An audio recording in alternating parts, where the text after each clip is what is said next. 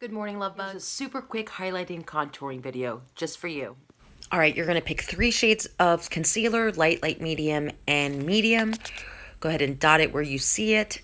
Quick spray of setting spray. You can immediately see the difference. Next, I'm going in with a contouring shade that suits my complexion. That's the LA Girl concealer in Toffee. And I'm putting it right above the hollows of my cheekbones and anywhere that I would want to kind of slim my face, and you can immediately see the difference.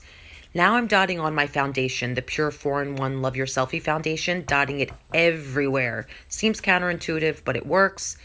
Quick dusting of translucent powder, applying my matte bronzer, the Maybelline City Bronzer in 200, everywhere I applied that contour color.